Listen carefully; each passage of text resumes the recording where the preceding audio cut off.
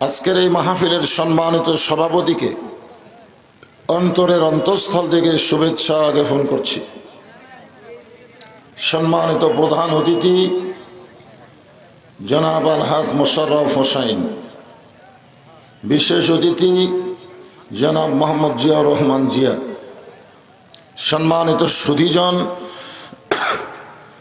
সম্মানিত ওলামায়ে কেরাম, সম্মানিত আল্লাহর বান্দারা, আমার সামনে যেনারা বসে আছেন, পর্দার অন্তরালে যে সমস্ত মা বোনেরা অধীর আগ্রহে বসে বসে কোরআন হাদিসের আলোচনা শুনতেছেন, সকলকেই অন্তরের অন্তঃস্থল থেকে আমি শুভেচ্ছা জ্ঞাপন করছি যে আল্লাহ তাআলা শারীরিক সুস্থতা দান করে মানসিক প্রশান্তি লাভের জন্য আজকের এই জান্নাতের বাগানে কবুল করলেন।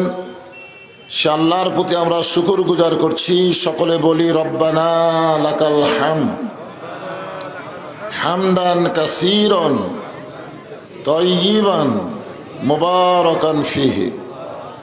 আল্লাহর প্রশংসা যদি আমরা করি, আল্লাহ খুশি হয় না বেজার হয়? কত খুশি হয়! আল্লাহ কোরআনে বলেছেন, লাইন শাকারতুম লাযীদান্নাকুম, যে আমার শুকর গুজারি বান্দা হবে আমি আল্লাহ তার নিয়ামতকে তত আল্লাহর সন্তুষ্টি। আমরা যখন আল্লাহর প্রশংসা করব, আল্লাহ তখন এত সন্তুষ্ট হবেন, একবার প্রশংসা করার কারণে আসমান এবং জমিনের ফাঁকা জায়গাটা আল্লাহ নেকি দিয়ে পরিপূর্ণ করে দিবেন। আর সুবহানাল্লাহ বলার সঙ্গে সঙ্গে আল্লাহ তাআলা, আমরা বসে আছি দোয়ার মাহফিলে, আর আল্লাহ এই মুহূর্তে গাছ লাগাই দিল জান্নাতের বাগানে। আমরা কবে জান্নাতে যাব তার কিছু আমরা জানি, কিন্তু আমাদের গাছগুলো কিন্তু এখন জান্নাতে আল্লাহ লাগাই দিচ্ছেন। এই জন্য যতবার সুবহানাল্লাহ বলবেন ততবারই একটা ফলবান বৃক্ষ, যে বৃক্ষের ছায়া অতিক্রম করতে একটা তেজস্বী ঘোড়া দৌড়াইলে 500 বছর সময় লাগবে। গাছের গায়ে লেখা থাকবে ওয়ালা তাশতাহি আনফুসুকুম, আপনি যে ফল চাবেন সঙ্গে সঙ্গে সেই ফল আপনার সামনে হাজির করা হবে। আল্লাহ তাআলা, আমরা যতবার আল্লাহর প্রশংসা করি, তাসবিহ আদায় করি, আল্লাহ আমাদের প্রতি তত খুশি হয়ে আমাদেরকে লাভবান করে দেয়। বক্তার প্রশংসা করলে বক্তার লাভ হবে, ডাক্তারের প্রশংসা করলে ডাক্তারের লাভ হবে, নেতার প্রশংসা করলে নেতার লাভ হবে, কিন্তু আল্লাহর প্রশংসা করলে আল্লাহর কোনো লাভ নেই। বরং যারা আমরা এই জন্য আল্লাহর প্রশংসা করতে আমাদের কোনো আপত্তি নাই। এই একটা আরবি মাস, এটার নাম হলো রজব মাস। জোরে বলেন কি মাস? আমি কয়েকদিন হলে অনেক মাহফিলে বলতেছি এটা কি মাস, সবাইকে জানুয়ারি মাস। এখন ঠিক করে বলেন তো এটা কি মাস, কয় মাঘ মাস। কিন্তু এইটা যে রজব মাস অনেক মুসলমানই জানে না। এই মাসের চাঁদ ওঠার সঙ্গে সঙ্গে রাসূল একটা দোয়া বেশি বেশি পড়তেন, অবাল্লিগনা রমাদান। অবাল্লিগনা রমাদানের উপর একটু চিন্তা করে দেখেন। আল্লাহ রাসূল বলতেছেন, আল্লাহ রমজান পর্যন্ত আমার হায়াতকে বৃদ্ধি করে দাও। এখান থেকে প্রমাণ হলো কে কখন মরবে এটা আল্লাহ রাসূলও জানে না। জোরে কারণ আল্লাহ রাসূলও যদি জানতো তাহলে কেন বললেন যে আমার হায়াতকে রমজান পর্যন্ত বৃদ্ধি করে দাও? এখান থেকে প্রমাণ হলো রাসূল যদি না জানে, কোনো বাবারা, কোনো পীর সাহেবরা কেউ জানে না, একমাত্র জানে কে? আল্লাহ। এই রজব চাঁদকে লক্ষ্য করে আল্লাহ কোরআনের 15 পারার প্রথমের দিকে বলেছেন, সুবহানাল্লাযী আসরা বিআবদিহি লাইলাম মিনাল মাসজিদিল হারাম ইলাল মাসজিদিল আকসা। বর্তমানে মসজিদে হারাম হলো আল্লাহর কাবা ঘর। ওই কাবা ঘরের পাশে রাসূল ঘুমিয়েছিলেন। ফেরেশতা জিবরাইল রাসূলকে ঘুম থেকে জাগ্রত করে জমজমের কূপের পানি দিয়ে ওযু করানোর পরে সেখান থেকে একটা যানবাহনের পিঠে করে বাইতুল মুকাদ্দাস পর্যন্ত নিয়ে গেছিলেন। এইখানে কোরআনে বলা হয় ইসরা। ইসরা শব্দের অর্থ হলো রাত্রিকালীন ভ্রমণ। ওই জায়গায় আমাদের নবী 2 রাকাত নামাজের ইমামতি করেছিলেন। সবাই কিন্তু নামাজ পড়ে, কিন্তু সবাই কি ইমামতি করতে পারে? ইমামতি করতে গেলে একটা আলাদা যোগ্যতা লাগে, লাগে কি লাগে না? এই জন্য আমাদের নবীকে আল্লাহ তাআলা ইমামতি করাই নিলেন এবং ডিগ্রি দিলেন ইমামুল আম্বিয়া, ইমামুল মুরসালিন। সমস্ত নবী এবং রাসূলদের নেতা হলেন আমাদের নবী। আমরা সেই নবীর উম্মত হওয়াতে খুশি না বেজার? তাহলে আমরা সবাই আরেকবার বলি আলহামদুলিল্লাহ। পবিত্র কোরআনের সূরা বাকারা থেকে আপনাদের সামনে একটা আয়াতে কারিমা তেলাওয়াত করেছি। আল্লাহ বলতেছেন, ইয়া আইয়ুহাল্লাযীনা আমানু, যারা আমাকে বিশ্বাস স্থাপন করেছো, আস্তাইনু, যদি তোমরা কিছু চাও, কিছু পাবার চাও, বিসসাবরি ওয়াসসালাহ, তাহলে ধৈর্য এবং নামাজের মাধ্যমে চাও। এখানে কিন্তু দুইটা জিনিস একত্র করলেন, ধৈর্য এবং নামাজ। আপনার বলেন তো, আমাদের কোন আমলের মধ্যে ধৈর্য কমে যায়? এটা হলো নামাজের মধ্যে। যেরকম কার মধ্যে? দেখবেন সব কাজে মোটামুটি আমরা সময় দিই, কিন্তু নামাজে আসলেই খালি ধরপড় করি। মসজিদের মধ্যে ঢুকে আমরা বারবার ঘড়ি দেখি যে কখন নামাজ শুরু হবে, নামাজ শেষ হলেই বের হওয়ার জন্য ছটফট করি। যেরকম কথা ঠিক কি না? কিন্তু এখানে কিন্তু নামাজ শুধু আদায় করলে হবে না, এর মধ্যে ধৈর্য লাগবে যদি আমরা আল্লাহর কাছে কিছু পাবার চাই। এই আয়াতটাকে বোঝানোর জন্যে আমি আপনাদেরকে সময়ের দিকে খেয়াল করে আলোচনা করতেছি, একটু মনোযোগ দিবেন। নামাজটা হলো আসরের নামাজ। যখন কোন নামাজ? আজান দিলেন হযরত বেলাল ইবনে রেবাহ। ইসলামের প্রথম মুয়াজ্জিন যিনি, তার নাম হলো হযরত বেলাল। আল্লাহ রাসূল বলেছেন, প্রত্যেকটা মুয়াজ্জিন আজান দিলে মুসল্লির কান পর্যন্ত যেতে পারে, কিন্তু হযরত বেলাল যখন আজান দেয়, ওই আজানটা আল্লাহর আরশ পর্যন্ত পৌঁছে যায়। সাহাবারা জিজ্ঞাসা করলেন, ইয়া রাসূলুল্লাহ, হযরত বেলালের আজানের এত গুরুত্ব কেন? আল্লাহ রাসূল বললেন, বেলাল যে জবান দিয়ে আজান দেয়, এই জবানের উপরে বন্ধ করার জন্যে কাফিররা বহু চেষ্টা করছে, এমনকি সারাদিন ধরে তাকে মারছে। সারাদিন মারার পরে যখন ক্লান্ত হয়ে গেছে, এই জবানকে বন্ধ করার জন্যে তার বুকের উপর পাথর চাপা দিয়ে রাখছে। কি জবান? যে জবানের জিকির করলেন কিছুক্ষণ আগে, লা ইলাহা ইল্লাল্লাহ। এরপরেও যখন বন্ধ হয়নি, তখন জিহ্বা টেনে বের করে ওই জিহ্বার ভিতরে ওরা পেরেক মেরে দিয়েছে, এরপরেও যেন জবানটা বন্ধ হয়ে যায়।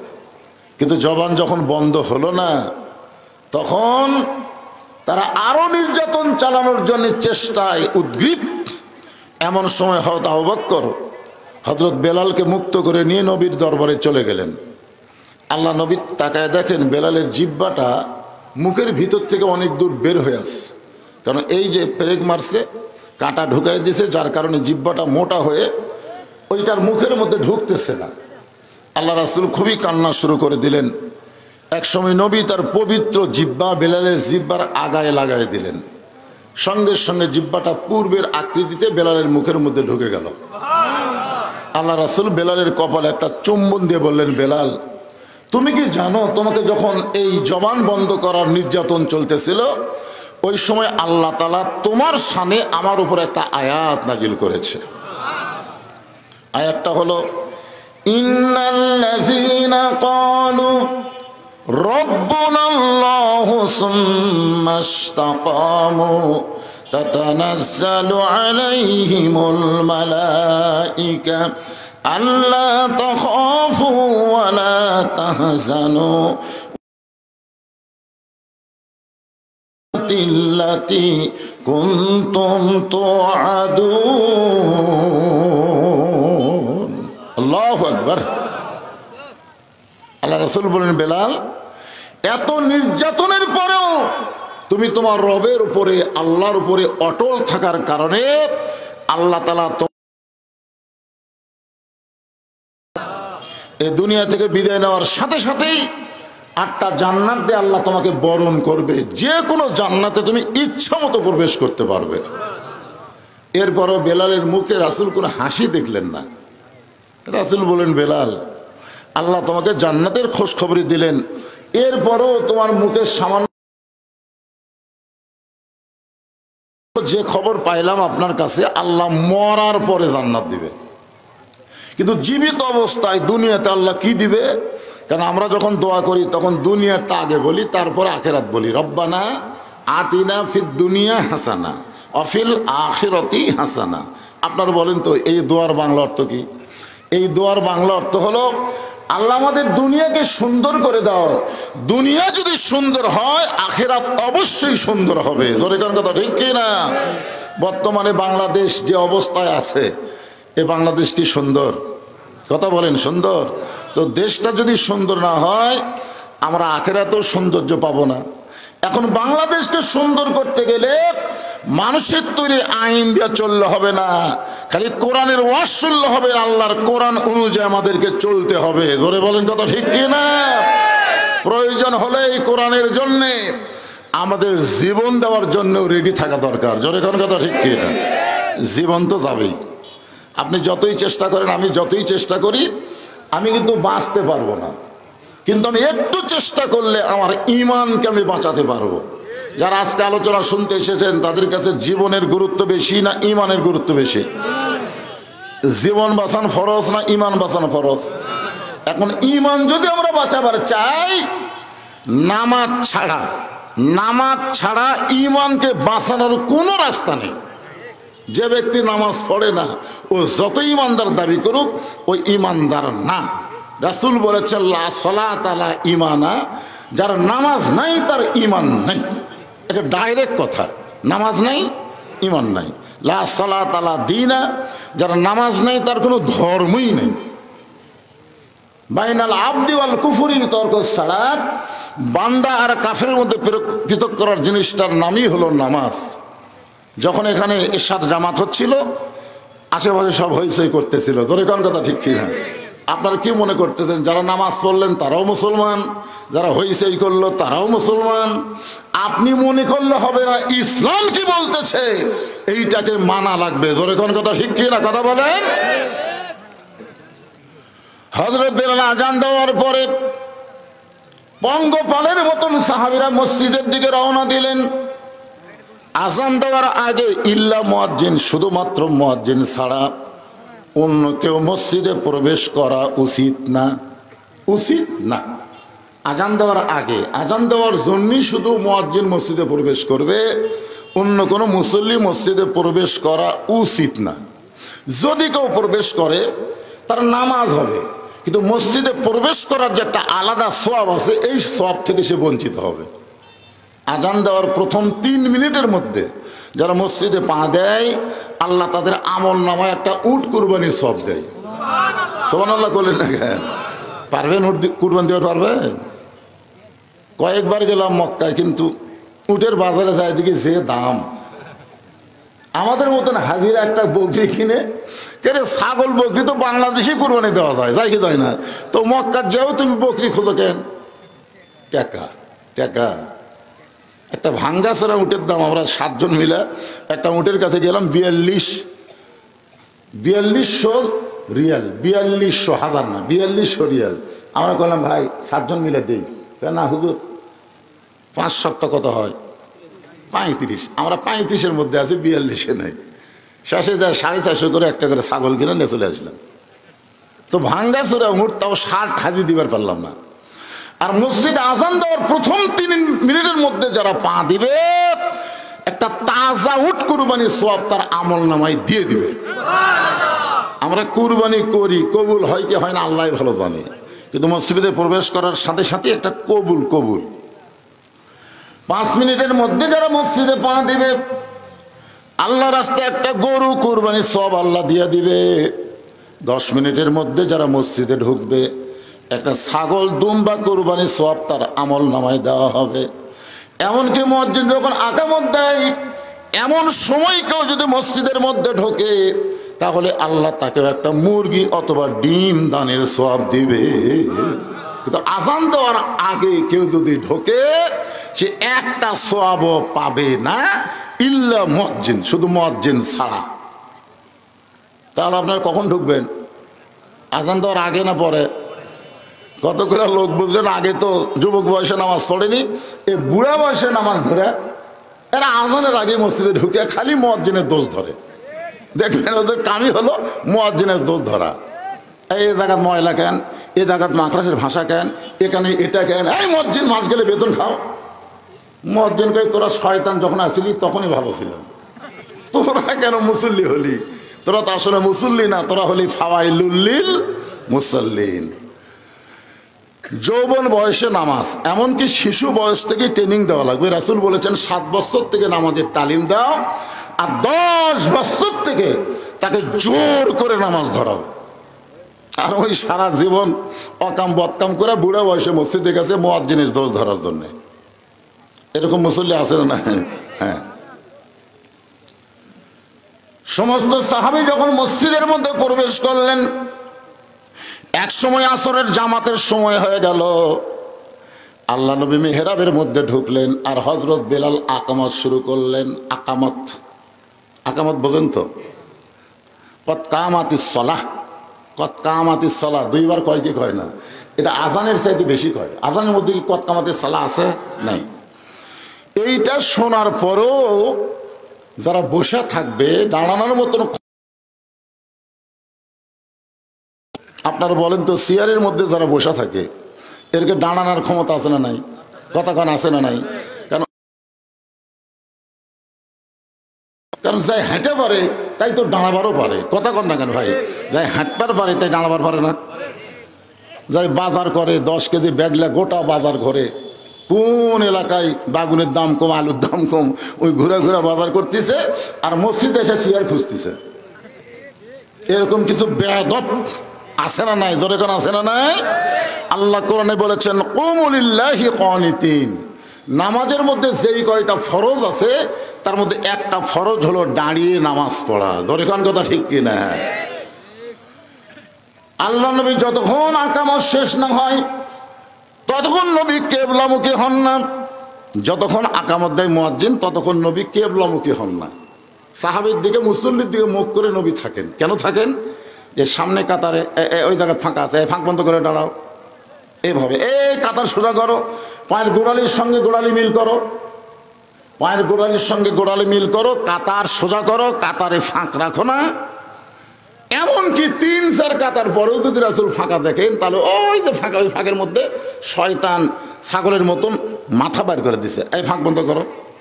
যতক্ষণ পর্যন্ত কাতারের ফাঁক বন্ধ না হয়েছে, যতক্ষণ কাতার সোজা না হয়েছে, ততক্ষণ নবী কিবলামুখী হন না। কিন্তু আমরা ইমামেরা যায় আগে কিবলামুখী হয়ে বসে থাকি। এখন মুয়াজ্জিন আজান দেওয়ার আগে বলে মোবাইল বন্ধ করো, কাতার সোজা করো।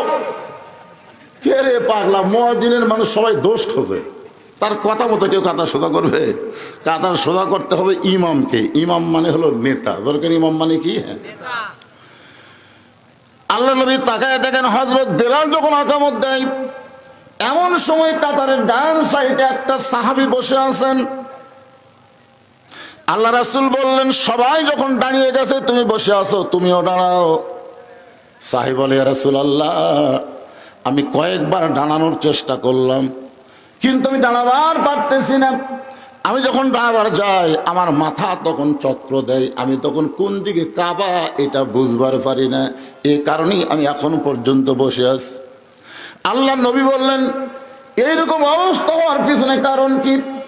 সাহাবী বললেন আজকে 3 দিন হলে না খাওয়ার কারণে আমার শরীরটা এত দুর্বল হয়ে গেছে, আমার মন দাঁড়ালেও আমার শরীরকে দাঁড়াবার পারতেছি না। আমার মন দাঁড়া গেছে কিন্তু শরীর, কারণ 3 দিন হলে না খাওয়া। ইয়া রাসূলুল্লাহ, হযরত বেলাল যখন আসরের আযান দিল, ওই আযান শোনার পর আমার ঈমান বলল আর মন বলল, ঈমান আর মন দুইটা যুদ্ধ শুরু হলো। আমার মন বলতেছে বাড়িতেই নামাজ পড়, কারণ তুই দুর্বল, তুই বাড়িতেই নামাজ পড়। কিন্তু আমার ঈমান বলতেছে জামাত ধর। কি ধর? জামাত ধর। জামাত মানে তো বোঝেন না? আপনার তো জামাত ধরতেছেন না, আপনার অন্য দল ধরতেছেন। একটা হলো দল, একটা হলো জামাত। আরবিতে বলে জামাত আর বাংলায় বলে দল। আপনারা আরবিতে খুব একটা গুরুত্ব দেন না, কারণ মসজিদের ইমাম মানেও নেতা, আবার এমপি মানেও নেতা। আপনার কোনটা নেতা বিশ্বাস করেন? কথা কয় না, কোনটা মসজিদ ইমাম নেতা বিশ্বাস করে? এটা মুখের কথা, এটা মুখের কথা। মসজিদের ইমামের যদি দাড়ি একটু ছোট হয় আপনার সবাই বলবেন এর পাশে নামাজ পড়া মাকরু, এর দাড়ি তো এক মুঠ হয়নি। আর সমাজের এমপির মুখে যদি দাড়ি না থাকে একদিনও কি আপনারা কষেন? একদিনও করেননি। তার মানে সমাজের নেতাকে আপনারা ভয় করেন আর মসজিদের ইমামকে আপনারা নেতাই মনে করেন না। অথচ আপনারা যখন নামাজ পড়েন তখন কি বলেন? ইক্তেদাইতু বিহাজাল ইমাম। এক হাফেজ সাহেব আমারে কইল, হুজুর বহুদিন হলে নামাজ পড়াচ্ছি, আজকে আমার জীবন সার্থক। আমি বললাম কেমনে? বলে আজকে এমপি আমার পিছনে নামাজ পড়ছে। হুজুর আজকে এমপি কেউ বললো না যে এমপি সাহেব আপনি সামনে যান, একজনও বললো না। সবাই বললো এমপি কাতার সোজা করেন। আমি তখন মনে মনে চিন্তা করলাম, তুই যত বড় নেতা হ, আসল জায়গার মধ্যে ঢুকে দেখ নেতাকে। জোরে কোন কথা ঠিক কিনা? ভেজাল জায়গায় তোরা যত বড়ই নেতা হ, আসল জায়গার মধ্যে ঢুকে দেখো আসল নেতাকে। যদি কোনো বড় নেতা মন্ত্রী যদি মনে করে মসজিদের ইমামের আগে আমি নিয়ত করব, ইমামের আগে আমি রুকুত যাব, ইমামের আগে আমি সেজদায় যাব, না ওই ইমামকে অনুসরণ করে নামাজ পড়া লাগবে। জোরে কোন কথা ঠিক কি না? ইমাম যদি মনে করে যে বাহিরের এই নেতা গম মেরে চাউল মেরে খাইয়া যে ভুঁড়ি করা করছে, আপনারা বলেন তো যার বড় ভুঁড়ি তার রুকুর মধ্যে কষ্ট কম হয় না বেশি হয়? উরা তো মোটা, পেটও মোটা। দেখবেন মাজা কিন্তু সোজা করা লাগবে, সোজা মানে আপনার মাজার উপরে পিঠের উপরে এক গিলাস পানি রাখবে, ওই পানিটা যেন না পড়ে, গিলাসটা যেন আপনার পিঠের উপরে স্থির থাকে। আপনারা এই ভুঁড়ি মোটা আর উরাত মোটা, এরা কি ওই রকম পিঠ করে পারবে? কথা কর না পারবে? গিলাস তুলে গেলে যেটাই থবেন করে পড়বে। ইমাম মনে মনে চিন্তা করে এতদিন রুকুর মধ্যে 3 বার সুবহানাল্লাহ আজিম বলেছি, আজকে বলবো 11 বার, দেখি নেতা কি করে। নেতা খালি মাথা কসলায় কিন্তু মাথা তুলবার পারে না, কারণ হুজুর যতক্ষণ না তুলবে নেতার কোনো ক্ষমতা নাই। আল্লাহ রাসূল বলেন, ওসমান নবী যখন মদিনায় হিজরত করে নামাজ কায়েম করলেন, ওই সময় আল্লাহ নবী ছিলেন মদিনার প্রেসিডেন্ট। সুবহানাল্লাহ বলেন। অথচ বাংলাদেশের এক দলের এক নেতা কইছে রাজনীতির সাথে নাকি ইসলামের সম্পর্ক নেই। আপনারা বলেন তো রাজনীতির সাথে ইসলামের সম্পর্ক আছে না নাই? কথা বলে আছে না নাই? যার সাথে ইসলামের সম্পর্ক থাকবে না সেটার নীতি হবে না, সেটা হবে দুর্নীতি। জোরে কোন কথা ঠিক কিনা? আপনারা বলেন তো সমস্ত নীতির রাজার নামই তো রাজনীতি, ঠিক কিনা বলেন? সবচাইতে বড় পথই তো রাজপথ, সবচাইতে বড় হাসি তো রাজহাঁস, ঠিক কিনা বলেন? তাহলে আপনি সবগুলাতে জানেন যে রাস্তার মধ্যে বড় রাস্তা রাজপথ, হাঁসের মধ্যে বড় হাঁস রাজহাঁস, আর নীতির মধ্যে বড় নীতি হলো রাজনীতি। আপনি বলেন তো বড় নীতি কার, মানুষের না আল্লাহর? কথা বলা লাগবে তো। সূরা মুলকের মধ্যে আল্লাহ কি বলেছেন? তাবারাকাল্লাযী বিয়াদিহিল মুলক, গোটা পৃথিবীর রাজত্ব কর্তৃত্ব মালিকানা একমাত্র কার হাতে? তাহলে বাদশাকে, আরো জোরে বলেন বাদশাকে।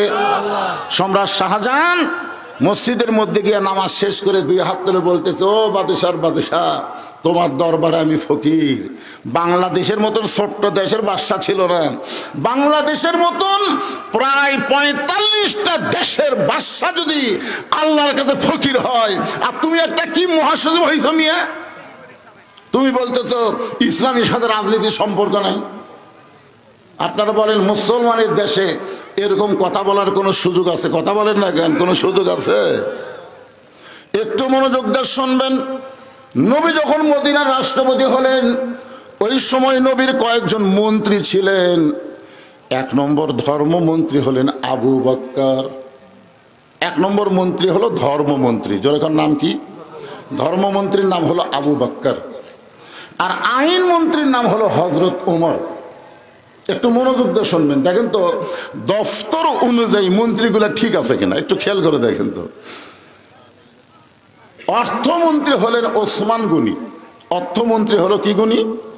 ওসমান গনি। আর শিক্ষামন্ত্রী হলেন হযরত আলী। এখন আপনারা খেয়াল করে দেখেন তো, এই যে 4টা মন্ত্রী যে আমি নাম করলাম, দফতর অনুযায়ী মন্ত্রী ঠিক আছে? ঠিক আছে? আর আমাকে 15.5 বছর যেগুলো মন্ত্রী ছিল, আপনারা দেখেন তো দফতর অনুযায়ী মন্ত্রীগুলো ঠিক ছিল? একটা আইন মন্ত্রী নৌকার মাঝির সাথে ধরা খালো, জোরে কোন কথা ঠিক কিনা? মাঝির সাথে ধরা খালো না? একেবারে প্যান্ট শার্ট কোট সব খুলিছে, শার্ট আর লুঙ্গি পরে নৌকাত বসে আছে। সবাই খোঁজ দিচ্ছে, ওই নৌকার মধ্যে আছে আইনমন্ত্রী আনিসুল হক। পুলিশের গিয়ে ওরে যখন ধরছে, ধরার পরে একটা আইনমন্ত্রী, অথচ কত বড় বেআইনি করলো দেখলেন? চোখ টেরা করে বললো যে পুলিশ কয় কাকু তো আর দেখতে পাই না, ও যে বসে নাই। চিনবার পারতি, আরে চিনবা কেমনে? ওই দাড়ি কেনা চুলে কলপ করছে, এর নাম হলো সালমান এফ রহমান, ই হলো প্রধানমন্ত্রী উপদেষ্টা, যাকে আমরা বাংলাদেশের মানুষ জানি দরবেশ। যখন কি বেশ? দরবেশ, দাড়ি কামায়া চুলে কলপ করে বসে আছে, এখন আইনমন্ত্রী হয়ে এই কামটা ঠিক করলে? তুমি ধরা পড়ছে আমাকে ধরাই দিলে, আপনারা বলেন তো এটা আইন ঠিক আছে? আর তাকে দীর্ঘদিন আইনমন্ত্রী করা হলো। আল্লামা সাইদ হুজুর সম্পর্কে তার কাছে প্রশ্ন করা হয়েছিল সাংবাদিকরা, যে অনেক সাক্ষী আজকে পলায়ে গেছে, যারা সাইদি হুজুরের বিরুদ্ধে সাক্ষী দিবে তারা পলায়ে গেছে, তাদের খুঁজে পাওয়া যাচ্ছে না। তার নামে যে মামলাগুলো করা হয়েছে সমস্ত মামলাই হলো মিথ্যা, তাকে কারাগার থেকে মুক্ত করে দেওয়া দরকার। তখন আইনমন্ত্রী কি বলল? যে আইনের বাহিরে আমি কিছুই করতে পারবো না। এইরকম একটা সন্ত্রাসী গুন্ডাকে বাংলাদেশের আইনমন্ত্রী বানাইছিল। জোরে কোন কথা ঠিক কথা বলেন? আর ধর্মমন্ত্রী যিনি ছিলেন তাকে আমরা চিনি না। আর আল্লাহ নবীর ধর্মমন্ত্রী হলেন আবু বকর। তিনি কেমন ধার্মিক ছিলেন, যার শানে আল্লাহ বলেছেন, ইয়া আইয়ুহাল্লাযীনা আমানুত্তাকুল্লাহা ওয়া কুনু মা'আস সাদিকিন। সাদিকিন শব্দের অর্থ হলো সিদ্দিক। সিদ্দিক আবু বকর রাদিয়াল্লাহু কিন্তু একটা ডিগ্রি আছে, নাম কি? সিদ্দিক। আল্লাহ বলতেছেন, তোমরা যারা আমাকে বিশ্বাস স্থাপন করো, যারা আমাকে বিশ্বাস করো, তোমাদের কলিজার মধ্যে যদি আল্লাহর ভয় রাখতে চাও, ওই আবু বকর সিদ্দিকের তোমরা দল করো, আবু বকর সিদ্দিকের তোমরা সাথী হয়ে যাও। তিনি কেমন ধার্মিক ছিলেন!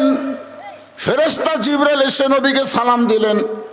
সালাম দেওয়ার পরে বলে, ইয়া রাসূলুল্লাহ, এই সালামটা স্বয়ং আল্লাহ তাআলা আপনাকে দিয়েছে।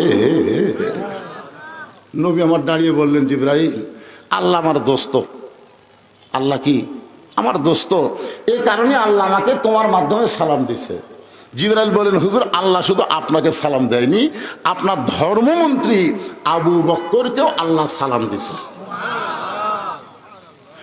সঙ্গে সঙ্গে নবী বললেন, জিবরাইল, আমি আল্লাহর দোস্ত, এই কারণে আল্লাহ তোমার মাধ্যমে আমাকে সালাম দিল, কিন্তু আমার আবু বকরকে আল্লাহ সালাম দিল, এই সালামটা কে পৌঁছাইবে?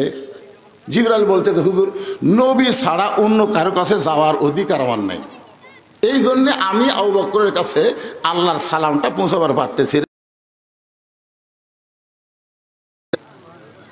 আল্লাহ রাসূল বলেন, জিবরাইল, তোমার কাছে একটা কথা জানতে চাই, যে আবু বকর এমন কি আমল করলো যে আমল করার কারণে আরশের আল্লাহ আবু বকরকে সালাম দিল? জোরে কোন সুবহানাল্লাহ। ফেরেশতা জিবরাইল বলে, ইয়া রাসূলুল্লাহ, আমি জানি না কোন আমলের কারণে আল্লাহ আবু বকরকে সালাম দিল, এটা আমি জানি না। নবী বলতেছেন, আমিও তো জানি না। তো জিবরাইল বলে, হুজুর, আমিও জানি না, আপনিও জানেন না, এটা জানবার গেলে আপনাকে তদন্ত করা লাগবে। আপনি একটু তদন্ত করে দেখেন তো কোন আমলের কারণে আল্লাহ আবু বকরকে সালাম দিল। দুনিয়ার সবাই যখন ঘুমায় আছে, এমন সময় আল্লাহ নবী তদন্ত করার জন্য আবু বকরের বাড়ির দিকে রওনা দিলেন। এক সময় আবু বকরের জানলার কাছে নবী বাচ্চার মতো ফুফায়া ফুফায়ে কাঁদতেছে। রাসূল বলে, আল্লাহ, এই দুনিয়াতে যাকে আপনি 1 নম্বর জান্নাতের সার্টিফিকেট দান করে দিলেন, দুনিয়াতে 10 জনকে জান্নাতের সার্টিফিকেট দেওয়া হয়েছে, খালি মনে করবেন না যে 10 জনে জান্নাতি, তা কিন্তু না, সমস্ত সাহাবীরাই জান্নাতি। জোরে কোন সুবহানাল্লাহ। যাদের নামের পিছনে রাদিয়াল্লাহু তাআলা আনহু আছে, আছে না নাই? সাহাবীদের নাম বলতে আমরা কি বলি? রাদিয়াল্লাহু আনহু। আল্লাহ কোরআনে বলেছেন রাদিয়াল্লাহু আনহু ওয়া রাদু আন যালিকা লিমান খাশিয়া রাব্বাহ। যাদের পিছনে রাদিয়াল্লাহ শব্দ থাকবে তারা সকলেই বিনা হিসাবে জান্নাতে যাবে। সুবহানাল্লাহ বলেন। এক সময় ফেরেশতা জিবরাইল এসে নবীকে বললেন, ইয়া রাসূলুল্লাহ, আল্লাহ পাক আমাকে জানাইলো আপনাকে জানানোর জন্যে 70,000 আপনার উম্মতকে আল্লাহ বিনা হিসাবে জান্নাত দিয়ে দিবে। আপনারা সুবহানাল্লাহ করেন, কিন্তু নবী সুবহানাল্লাহ কয় না। নবী সুবহানাল্লাহ কয় না। নবী বলতেছে, জিবরাইল, আল্লাহ 70,000 ইমানদারকে বিনা হিসাবে জান্নাত দিবে। আমার সাহাবী তো 1.25 লক্ষ। কত? 1.25 লক্ষ। 1,25,000 আমারই সাহাবী। তাহলে কিয়ামত পর্যন্ত আমার উম্মতের কি হবে? ফেরেশতা জিবরাইল কয়, ইয়া রাসূলুল্লাহ, এই পর্যন্তই তো আল্লাহ আমাকে জানা আছে, আমি তো আর জানি না। তা আল্লাহ তখন ওমরকে বল, রাসূল তখন ওমরকে বলল, ওমর, তোমার কি মনে হয়? ওমর তো চিন্তা করে, আমি তো 2 নম্বরতে আছি। জোরে কোন কয় নম্বর? 70,000 তো বহু পরে, আমি তো আছি 2 নম্বরে।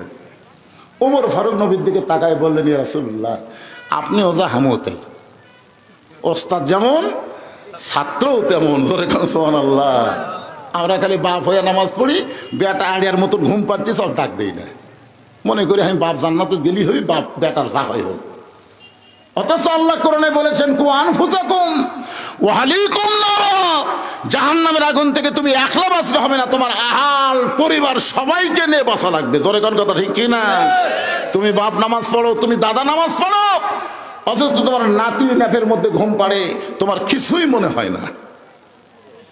তোমাকে জিজ্ঞাসা করা হয়, কি ব্যাপার, আপনি নামাজ পড়েন, আপনার ছেলে? আমার মতন বয়স হোক পড়বি। নামাজ কি তোমার মতন বয়স হয়ে পড়ার সময়? 7 বছর থেকে নামাজের তালিম দেওয়া লাগবে, 10 বছর থেকে জোর করে ধরার লাগবে। আর তোমার বেটার বয়স এখন 22 বছর, ওই সারাদিন আড়িয়ার মতন ঘরে আর ফজরের সময় ঘুম পাড়ে, আর তুমি বাবার সামনে কাতায় নামাজ পড়ে জান্নাতে যাবা, এত সোজা না। আল্লাহ নবী বললেন, জিবরাইল, আমার আইন মন্ত্রী যখন বলেছে আমিও যা আপনিও তাই, আপনিও যা আমিও তাই, তাহলে এটা গ্রহণ করা হলো না। যাও আল্লাহর কাছে যাও। ফেরেশতা জিবরাইল বলতেছি, ইয়া রাসূলুল্লাহ, আল্লাহ, আপনার নবী তো এই 70,000 বিনা হিসাবে জান্নাতি গ্রহণ করলো না। নবী তার আইন মন্ত্রীকে বলল, সেও বললো আমিও যা নবীও তাই, মানে নবীও যা আমিও তাই। তা আল্লাহ বলতেছে, আমি তো একবারে লিখে ফেলে দিছি কলম দিয়ে, এইটা তো আর পরিবর্তন করা যায় না। তবে একটা কাজ করো, নবীর কাছে যায় বলো যে প্রত্যেক একজনে 70,000 করে বিনা হিসাবে তাদেরকে জান্নাতে দেওয়া হবে। জোরে কোন সুবহানাল্লাহ। হিসাব করে দেখেন তো, 70,000, আবার একজনে যদি 70,000 হয়, 70,000 করে এরকম 70,000 বার ইকুয়ালটি আসবে প্রায় 400 কোটির মতন। সেই হিসাবে আমরাও আশা করতে পারি যে আমরাও হয়তো বিনা হিসাবে জান্নাতি। জোরে কোন সুবহানাল্লাহ। কি নবী পাইছি ভাই, আহারে। আল্লাহ নবী বলেন, আল্লাহ, যেই মানুষটা দুনিয়ার 1 নম্বর জান্নাতি, সেই মানুষটা এমন করে কেন কাঁদতেছে, এভাবে কেন কাঁদতেছে? নবী কিছু সময় কান্না শোনার পরে মসজিদ নববীতে চলে গেলেন। ফজরের নামাজের পরে আল্লাহ নবী সাহাবীর দিকে মুখ ঘুরায় দেখলেন আবু বকর সামনে কাতারে নবীর পিছনে নামাজ পড়েছে। আল্লাহ রাসূল বললেন, সাহাবীরা, আজকে আবু বকরের সঙ্গে আমার গোপন একটা কথা আছে। এই কথা যেই বলেছে সমস্ত সাহাবীরা দাঁড়ায় গেছে, বলে, হুজুর, তাহলে আমরা যাই, কারণ গোপন কথা বলবার গেলে তো আমাকে থাকা যাবে না। দেখেন, নেতা কাক কয়, ইমাম কাক কয়। আজকে বাংলাদেশে যদি ইমাম বলে মুয়াজ্জিনের সাথে আমার গোপন কথা আছে, তখন মুসলিমরা বলবে, তাহলে মুয়াজ্জিনের কি আপনি বাইরে যান, এই বলবে না? আপনার গোপন কথা বলবার ছেলে, হুজুর আপনি মুয়াজ্জিনগুলো সাইডে সর। কিন্তু সাহাবীরা ইমাম কেমন মানে, সবাই দাঁড়ায় বললেন, ইয়া রাসূলুল্লাহ, গোপন কথা যখন আবু বকরের সঙ্গে আছে তাহলে আমরা চলে যাই। সমস্ত সাহাবীরা যখন চলে গেলেন, এমন সময় আল্লাহর নবী আবু বকরকে বললেন, আবু বকর, সত্য করে বলতে হবে, এমন কি আমল করো যে আমল করার কারণে আরশের আল্লাহ তোমাকে সালাম দেয়। গাছ কাটলে গাছটা যেমন পড়ে যায়, আবু বকর তেমনি মাটিতে পড়ে বলতেছি, ইয়া রাসূলুল্লাহ, এই অধমের এমন কোন আমল নাই, এমন কোন আমল আমি করিনি যে আমলের কারণে আল্লাহ আমাকে সালাম দিবে। চিন্তা করছেন, আরশের আল্লাহ সালাম দিছে, আর ওইটা শোনার পরে কাঁদতে কাঁদতে পড়ে গেছে। আর আমাকে একটা এমপি যদি সালাম দেয়, চা খাবার তো গল্প করি, আমার দাম আছে রে, এমপি আমার সালাম দিছে, এমপি। মাঝে মধ্যে মোবাইলের মধ্যে শেখ হাসিনা সালাম দিত, ঠিক কিনা, সবাইকে দিত, একটা কম্পিউটার রেকর্ড করে রাখতো, এই স্বাধীনতার আগ দিয়ে একটা সালাম দিত, যে স্বাধীনতাটা ভালোভাবে সবাই পালন করবে, আসসালামু আলাইকুম, আমি প্রধানমন্ত্রী বলতেছি, ওই খালি ওয়ালাইকুম ওয়ালাইকুম করে, কিন্তু কোনো রিপ্লাই আসে না। তার মানে কি, ওটা রেকর্ড করে প্রত্যেকটা মোবাইলে দিছে, হায় হায় গল্প করে, প্রধানমন্ত্রী আমাকে সালাম দিছে। তোমার সালাম দিছে ঠিকই, তোমার সালামের উত্তর নিছে, উত্তর নেই। আল্লাহ রাসূল বলে, আবু বকর, সত্যি করে বলো, এমন কি আমল তুমি করো যে আমল করার কারণে আরশের আল্লাহ তোমারে সালাম দেয়? আবু বকর বলে, ইয়া রাসূলুল্লাহ, আমি বলতে পারবো না। রাসূল বলেন, জিবরাইলও জানে না, আমি নবীও জানি না, তুমিও বলতে পারবা না, কিন্তু তদন্ত করে ধরা পড়েছ। সবাই যখন ঘুম পাড়ে, এমন করে তুমি ঘরের মধ্যে কেন কাঁদতেছিলে? আবু বকর বলে, ইয়া রাসূলুল্লাহ, তাহাজ্জুদের নামাজের পর ফজরের একটু সময় বাকি আছে, আর ওই সময়ের ভিতরে আমি আল্লাহর মোরাকাবা মুশাহিদায় লিপ্ত হলাম। মোরাকাবা মুশাহিদা এটা পীর সাহেবের তৈরি না, রাসূল কিন্তু দীর্ঘ 3.5 বছর মোরাকাবা করেছেন জাবালে রহমত, গারে হীরার ভিতরে। জোরে কোন কথা ঠিক কিনা? যখন কোরআনের প্রথম 5টা আয়াত নিয়ে জিবরাইল আসলেন, তখন জিবরাইল কিন্তু তাকায় দেখে গর্তের ভিতরে একটা মানুষ বসে আছে এইভাবে। ফেরেশতা জিবরাইলকে ক্যারি, এই ছোট্ট একটা গর্ত, আর সেই গর্তের মধ্যে একটা মানুষ বসে আছে, বসে অবস্থায় দেখা যায় 2 হাত। আর এই মানুষটার উপর আল্লাহ কোরআন নাজিল করতেছে, যে কোরআন পাহাড় সহ্য করতে পারবে না, আসমান সহ্য করতে পারবে না, আর সেই কোরআন এই মানুষের উপরে আল্লাহ নাজিল করতেছে। এই কথা মনে করি আল্লাহ বলতেছে, ইয়ানজুরু বিনুরিল্লাহ, জিবরাইল চোখ দিয়ে দেখলে হবে না, নজর করো। ফেরেশতা জিবরাইল নজর করে দেখতে পায় আল্লাহ আর নবী এক জায়গায়। জোরে কোন সুবহানাল্লাহ। যখন কোনো বান্দা মুরাকাবা মুশাহিদায় লিপ্ত হয়, মোরাকাবার সবচাইতে ভালো মাধ্যম হলো সেজদা। জোরে বলেন, নাম কি? আসজুদ আত-তারিফ। আল্লাহ কোরআনে বলেছেন, তোমার সেজদা তোমাকে আমার নিকট পর্যন্ত পৌঁছায় দিবে। জোরে কোন সুবহানাল্লাহ। নামাজের মধ্যে যে সেজদা দেন, এই সেজদা তো আপনি ইচ্ছা করলেই বেশিক্ষণ দিতে পারবেন না, কারণ আপনি মুসল্লি হচ্ছেন, ইমামকে খেয়াল করা লাগবে, আর ইমাম হলে মুসল্লি খেয়াল করা লাগবে। ইমাম যদি নামাজের সেজদার মধ্যে মোরাকাবাত যায়, তাহলে মুসলিরা সব সেজদা তুলে বলবে, কি ইমাম কুটি গেল রে। এই জন্য রাসূল বলেছেন 3 বার, বড় জোর 5 বার, এর বেশি বলা যাবে না। যে 3 বার 5 বার বললে কি আপনি মোরাকাবা হবে? এটা কাল ঢকা ঢক মারা হচ্ছে। জোরে কোন কথা ঠিক কিনা? আর তারাবির মধ্যে তো ওদিকে খেয়ালই নেই। সবাই যখন ঘুমিয়ে গেছে, এমন সময় একটা মহব্বতের নামাজ আল্লাহ আমাদেরকে দান করলেন। অমিনাল লাইলি ফাতাহাজ্জাত বিহি নাফিলাতান লাক। রাতের একটা অংশ আছে, সংসার আল্লাহ তাআলা তাহাজ্জুদের নামাজ আমাদের সকলের জন্য নফল করে দিয়েছে।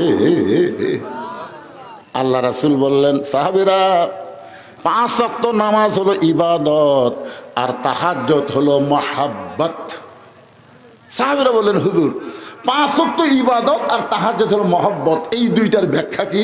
আল্লাহ রাসূল বলেন, ইবাদতের ব্যাখ্যা হলো ইবাদতের মাধ্যমে মানুষ জান্নাত চায়, আর মহব্বতের ব্যাখ্যা হলো মহব্বতের মাধ্যমে মানুষ আল্লাহ চায়। আপনার বলেন তো, আল্লাহ আগে না জান্নাত আগে? আব্দুল কাদের জিলানী বলেছে যে আমাকে যদি আল্লাহ বলে যে আব্দুল কাদের তোমাকে আমি 8টা জান্নাত দিলাম, কিন্তু আমি আল্লাহ তোমার সাথে নেই, আমি আব্দুল কাদের একটা বড় জান্নাতের দিকে পা দিব না, কারণ আল্লাহ যদি আমার সাথে না থাকে আমি জান্নাতের দিকে কি করবো?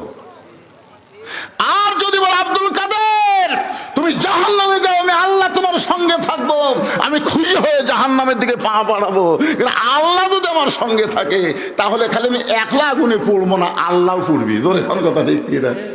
কিন্তু আমি তো জানি আমার জাতির পিতা ইব্রাহিম আল্লাহর মহব্বত নিয়ে যখন আগুনের চুলার মধ্যে পড়ে গেল, আল্লাহর সঙ্গে সঙ্গে বলে দিল আগুন জ্বলিস না, কারণ ইব্রাহিম একলা নাই, আমি আল্লাহ তার সাথে আছি। ধরে কোন সুবহানাল্লাহ। কুলনা ইয়া নারু কুনি বারদাম ওয়া সালামান আলা ইব্রাহিম। এই তাহাজ্জুদের মহব্বতের নামাজ হয় মুরাকাবা। আবু বকর বলে রাসূলুল্লাহ আমি মুরাকাবার হালতে দেখতে পাই কে যেন ঘোষণা করতেছে আল্লাহ সবাইকে জান্নাত দিবে, আল্লাহ সবাইকে জান্নাত দিবে, শুধু একজনকে জাহান্নাম দিবে। আমার মনে এত বড় ভয়, ওই একজন যদি আবু বকর হয়। ইয়া রাসূলুল্লাহ আমার মনে এত বড় ভয়, সবাইকে আল্লাহ জান্নাত দিবে কিন্তু একজনকে জাহান্নাম দিবে, আমার এত ভয়। ওই ভয়টা পেয়ে আমি ছোট বাচ্চার মতন কান্না শুরু করে দিলাম। সঙ্গে সঙ্গে জিবরাইল এসে বললেন ইয়া রাসূলুল্লাহ আবু বকরের ভয়ের কারণে আল্লাহ তাআলা বলতেছেন ইন্না আকরামাকুম ইনদাল্লাহি আতকাকুম, যার অন্তরে বেশি ভয় সে তত সম্মানিত হয়, আরশের আল্লাহ তাকে সালাম দেয়। এখন বলেন ধর্মমন্ত্রী হিসাবে আবু বকর কেমন? ধর্ম ভিতরে আছে না নাই? কেমন আছে? কোরআন দিয়ে যখন রাষ্ট্র চলবে, এই বাংলাদেশে ধর্মমন্ত্রী যিনি তিনি হতে পারবেন না, ধার্মিক মানুষকে ধর্মমন্ত্রী বানানো হবে। প্রয়োজনে মন্ত্রী শুধু নামাজ পড়বে না, মাঝে মধ্যে নামাজ পড়ানোর যোগ্যতা থাকা লাগবে। ধরে কোন ঠিক কিনা? আল্লামা সাইদি হুজুর যদি জীবিত থাকতো, আল্লাহর কোরআনের আইন চালু হলে তাকেই কিন্তু ধর্মমন্ত্রী বানানো হতো। জোরে কোন কথা ঠিক কিনা? আপনারা বলেন তো তার মধ্যে ধর্ম কেমন ছিল? খালি ভালো। যত কথা বলে গেছে প্রত্যেকটা কথা অক্ষরে অক্ষরে ফলে যাচ্ছে। জোরে কোন কথা ঠিক কিনা? কিছুদিন আগে আমার এলাকার এক আওয়ামী লীগ নেতা আমাকে বলতে, তো হুজুর সাইদি সাহেব আসলে আল্লাহর ওলি। কে রে, এ কথা আগে কইস নি কে রে? হুজুর বলবার চাই, কিন্তু দলের চাপ তো বলে পারি না। আসলে আওয়ামী লীগের মধ্যেও শতকরা 90% আওয়ামী লীগ সাইদি হুজুরকে খালি ভালোবাসে না, তার যে কোনো অপরাধ নাই এটাও তারা বিশ্বাস করে। ভারতের মালওয়ানের বাচ্চারা হাসিনাকে চাপ দিয়ে ইসলামী আন্দোলনের সিংহ পুরুষকে অন্যায়ভাবে ফাঁসির কাস্টে নিয়ে গেছে। ধরে কোন কথা ঠিক কিনা?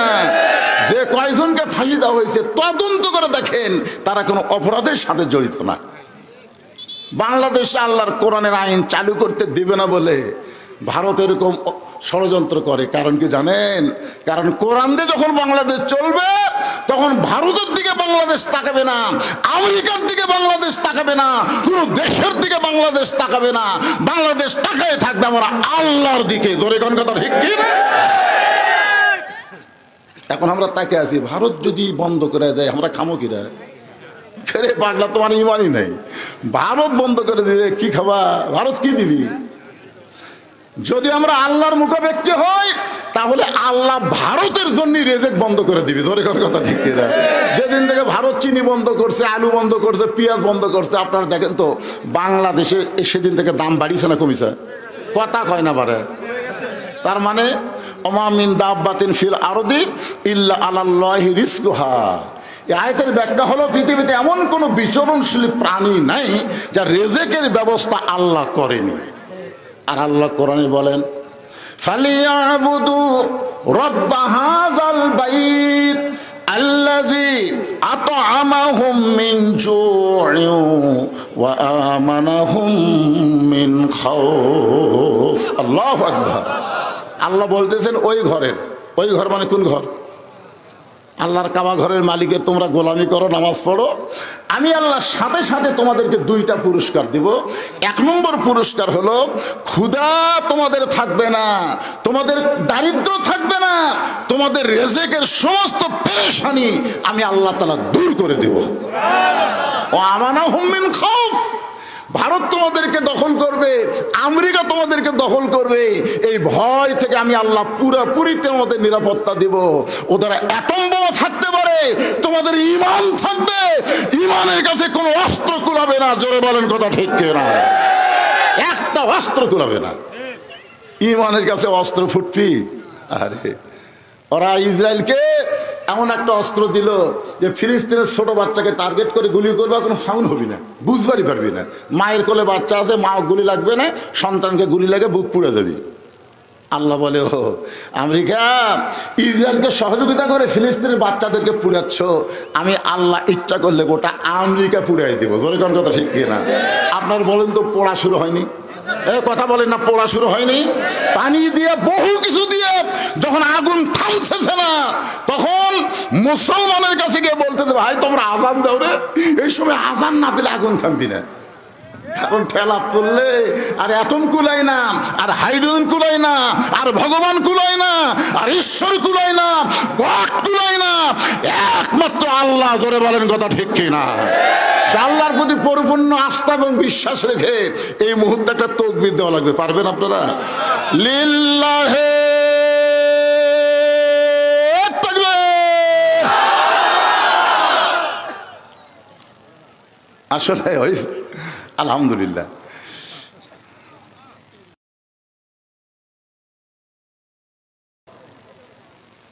আপনারা বলেন তো এই সময় মানুষ কম না বেশি?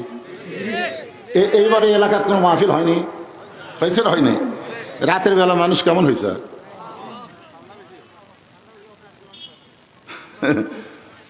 অনেকে মনে করে সন্ধ্যার সময় ওয়াজ করা মানুষ হবি না। এত মানুষ হয়েছে যে ঠান্ডার দিনে দেখেন সাইড খুলে দেওয়া লাগতেছে। ঠান্ডার দিনে আমরা ওটা কি জন্য দিছি? যেন বাতাস এসে আপনাদের না লাগে, কিন্তু মানুষের ঠেলা এখন সাইড খোলা লাগতেছে। একটু মনোযোগ দিয়ে শোনেন। আল্লাহ রাসূল ডাক দেন, ওসমান, মনে আছে না ভুলে গেছেন? তখন ওসমান ছিলেন অর্থমন্ত্রী। রাসূল, ওসমান, আল্লাহ তোমাকে এত সম্পদ দান করেছে, আল্লাহ তোমাকে এত সম্পদ দান করেছে, আর তোমার ভাইটা আজকে 3 দিন হলে না খেয়ে আস। কি সম্পদের মালিককে? ওসমানকে রাসূল বললেন, ওসমান, আল্লাহ তোমাকে কত সম্পদ দিয়েছে তার হিসাব আছে? ওসমান বললেন, হুজুর, আমার সম্পদ রাখার জন্য যে গুদামগুলো আছে, ওই গুদামের তালার চাবি টানতে একটা উট হিমশিম খায়। তালা না, খালি চাবি। চাবি ওই যে তালা লাগানোর পর যে আপনার কি কোন সোরানি কন্যা চাবি খান, এই চাবি টানতে একটা উট হিমশিম খায়, মাঝে মধ্যে বসা যায়। তো রাসূল বললেন, ওসমান, আল্লাহ যদি তোমার এই সকল সম্পত্তি ফেরত চায়, তুমি কি দিবা? ওসমান সাথে সাথে ওই যে চাবি বহন করা উটটা এনে রাসূলের হাতে দিয়ে বলেন, ইয়া রাসূলুল্লাহ, শুধু সম্পদ না, এই উটটাও দিয়ে দিলে। দিয়ে দিলাম, কারণ চাহিবা মাত্র ওহার বাহককে দিতে বাধ্য থাকিব। জোরে এখন কথা ঠিক কিনা? টাকার উপর লেখা আছে না নাই? বাহক আসলে কে? চাহিবা মাত্র আর বাহককে দিতে বাধ্য থাকিব। ওসমান আল্লাহ নবীর সামনে উটের রশি দিয়ে বলে, ইয়া রাসূলুল্লাহ, আজ থেকে আমার কোনো টেনশন নাই, কোনো টেনশন নাই, কারণ আল্লাহর সম্পদ আল্লাহ দিয়া আমি একেবারে ফ্রি হয়ে গেলাম। রাসূল খালি আসমানের দিকে তাকায় আছে। আল্লাহ বলার সঙ্গে সঙ্গে ওসমান সব আমার হাতে তুলে দিল। আপনি ওসমানকে কি দিবেন? আল্লাহ বলে, হাবিব, আমার গানি ডিগ্রি আমি ওসমানকে দিয়া দিলাম। আল্লাহ গানিয়ুন ওয়া আনতুমুল ফুকারা। রাসূল বললেন, ইল্লা ওসমানু গানি। জোরে কোন সুবহানাল্লাহ। সে ওসমানকে রাসূল বলতেছেন, আল্লাহ তোমাকে এত সম্পদ দান করেছে, আর তোমার ভাই 3 দিন হলে না খেয়ে আছে, তুমি কি পারবা না তোমার ভাইয়ের বাড়িতে খাবার পৌঁছা দিতে? ওসমান গনি বলে, ইয়া রাসূলুল্লাহ, আমি যদি আগে জানতাম আমার ভাই না খেয়ে আছে, আমি নিজে না খাই আমার ভাইয়ের বাড়িতে খাবার পৌঁছাতাম, আমি নিজে না খাইয়া আমার ভাইয়ের বাড়িতে খাবার পৌঁছাইতাম। আল্লাহ রাসূল বলেন, সাহাবীরা আজকের মতো নামাজ শুরু করে দিব। কিন্তু নামাজের পরে, রে দুর্বল সাহাবী, যিনি বসে বসে নামাজ পড়তেছ, আজকে বসেই তুমি নামাজ পড়ো। নামাজ শেষ করে ওসমানের কাছে যাবে, ওসমান এমন দেওয়া দিবে তোমার আর কোনোদিন না খেয়ে থাকা লাগবে। আপনারা বলেন তো, ওসমান কম দেয় না বেশি দেয়? জোরে বলেন। রাসূলকে সাহাবী বলতেছে, ইয়া রাসূলুল্লাহ, আজকে 3 ধরনের কিছুই খাইনি হুজুর, মেহেরবানিকে আমাকে একটু খাবার সাহায্য করেন। সঙ্গে সঙ্গে নবী জুব্বা তুলে দেখালেন, পেটের মধ্যে পাথর বেঁধে নবী বসে আছে।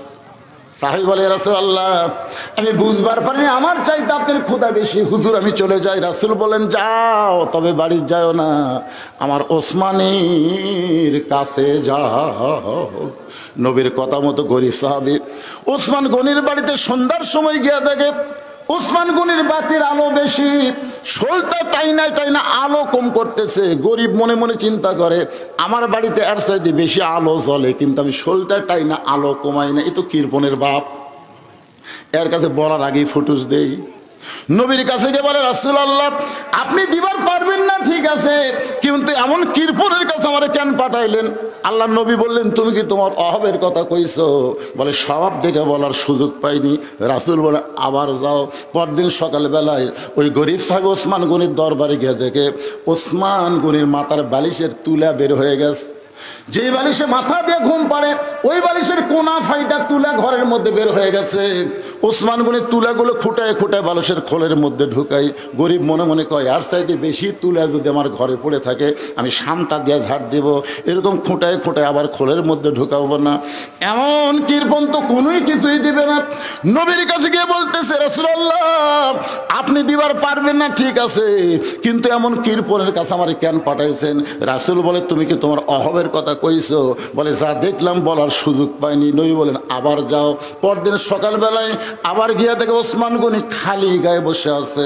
ওসমান গনির কোলের মধ্যে একটা পাঞ্জাবি কয়েক জায়গায় ছিঁড়ে গেছে, নিজেই শোয়ের মধ্যে সুতা ঢুকায়া ওই পাঞ্জাবিটা সেলাই করবেন, কিন্তু বিপদ হয়ে গেল, শোয়ের মধ্যে সুতা ঢুকাবার পারতেছেন না। সুতা এই দিকে যায় এই দিক দিয়ে যায়, কিন্তু শোয়ের ছিদ্রের মধ্যে সুতা যায় না। গরিব ডাক, ওসমান ভাই, শোয়ের মধ্যে ঢুকায় দে।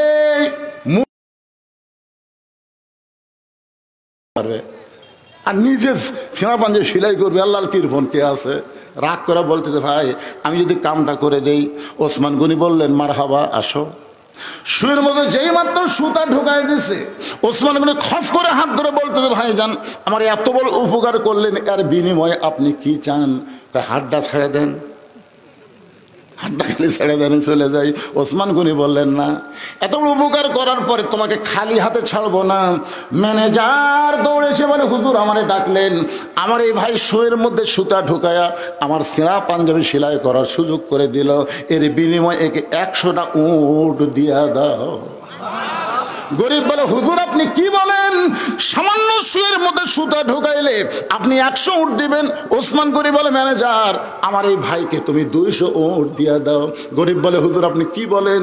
সামান্য শুয়ের মধ্যে সুতা ঢুকাইলে আপনি 200 উট দিবেন? ওসমান বলে, ম্যানেজার ওই ফার্মে কত উট আছে? বলে 2000-এর বেশি। বলে, সব আমার ভাইকে দিয়া দাও। গরিব বলে, হুজুর আর বাড়াবেন না, আর বাড়াবেন না। সামান্য শুয়ের মধ্যে সুতা ঢুকাইলে যদি আপনার আমাকে 2000 উট দেন, তাহলে পরপর 3 বার কি দেখলাম? বলে, কি দেখছো তুমি? প্রথম দেখলাম আলো বেশি, আলো কমাইতেছেন, তারপরে দেখলাম বালুচ ফাইটা তুলে পড়ে গেছে, ওই তুলা খোটায় খোটায় বালুচের মধ্যে ঢুকালেন, তারপরে দেখলাম ছিঁড়া পাঞ্জাবি সেলাই করবেন, কিন্তু শুয়ের মধ্যে সুতা ঢোকাবার পারতেছেন না। ওসমান গনি মুচকি মুচকি হাসে, বলে, ভাই তুমি 3 বার যেইটা দেখছো এর নাম হলো দুনিয়া। বাল তুসিরুনাল হায়াতাদ দুনিয়া ওয়াল আখিরাতু খায়রু ওয়া আবকা। তুমি 3 বার যেটা দেখছো তার নাম হলো দুনিয়া, আর তোমাকে যেইটা দিলাম তার নাম হলো আখিরাত। এই দুনিয়াতে আলোর দরকার ওসমানের নাই, এই দুনিয়াতে আরামের বালিশের দরকার ওসমানের নাই, এই দুনিয়াতে ভালো পাঞ্জাবির তোমাকে 2000 উট দিয়া আল্লাহ যেন ওসমানকে আখিরাতে দেয়। লিল্লাহে তাকবীর। ওসমান যদি আখিরাতের কাঙ্গাল হয়, অর্থমন্ত্রী হয়ে আমার সামনে বসে যারা ওয়াজ শুনতেছেন, যারা দাঁড়িয়ে আছেন, আপনার কিসের কাঙ্গাল? দুনিয়া না আখিরাত? কারা কারা আখিরাতের কাঙ্গাল? 2 হাত তুলে আমার আল্লাহকে একটু দেখান। লিল্লাহে তাকবীর। যারা হাত তুলে আল্লাহরে দেখাইছেন আখিরাতের জন্য, এই দোহার মাদ্রাসায় আপনাদের কিছু দেওয়া লাগবে। ব্যাগ যাবে, রুমাল যাবে, যে যা পারবেন আখিরাতের কাঙ্গাল মনে করে দিবেন। আপনি যদি দেখেন 500 টাকা আছে, 2000 টাকা আছে, 1000 টাকা আছে, 10 টাকা আছে, আপনি যদি 10 টাকা দেন তাহলে বোঝা গেল আপনি দুনিয়ার কাঙ্গাল, আখিরাতের না। এই জন্যে ছোটো মোটো বাদ দা ভালো একটা বড় নোট বের করে গামছার মধ্যে দিবেন। আর এই গামছা আদায় করতে 5 মিনিট টাইম লাগে। এই 5 মিনিটের মধ্যে যারা 5000, 10000, 2000, 1000 যারা দিবেন, আমি আমার হাতে দিবেন। 1000, 2000 গামছার মধ্যে দিয়েন না, একটু হাতে দেন। মাশাআল্লাহ বলার সঙ্গে সঙ্গে একজন আল্লাহর বান্দা 500 টাকা দান করেছে। আল্লাহ দানকে কবুল করেন। যে নিয়তে দান করলো আল্লাহ নেক নিয়ত নেক আশা পুরা করেন। জোরে বলি আল্লাহুম্মা আমিন। এইগুলো কি মাদ্রাসা ছাত্র? এদের হাতে একটা ব্যাগ দিয়ে পারেনি, ব্যাগ দিলে তো ভালো হতো। এরা গামছা ধরে অর্ধেক টাকা তুলবে, অর্ধেক ফেলে দিবি রে বা। ধরো ধরো, তোমার জুব্বা ধরো না কেন? এই গামছা ধরার চাইতে জুব্বা এভাবে ধরাই ভালো। মাশাআল্লাহ মাশাআল্লাহ। কত আছে বাবুজান? মাদ্রাসার সাবেক ক্যাশিয়ার 1000 টাকা নগদে দান করেছে। এই বর্তমান ক্যাশিয়ার কুটিরে সাবেক ক্যাশিয়ার দিল, বর্তমানে মনে হচ্ছে না। বর্তমান ক্যাশিয়ার আসেন, 1000 টাকা দান করেছে, আল্লাহ কবুল করেন। আরেকজন 500 টাকা মাদ্রাসায় দান করছে, আল্লাহ কবুল করেন। আরেকজন 500 টাকা দান করেছে, আল্লাহ কবুল করেন।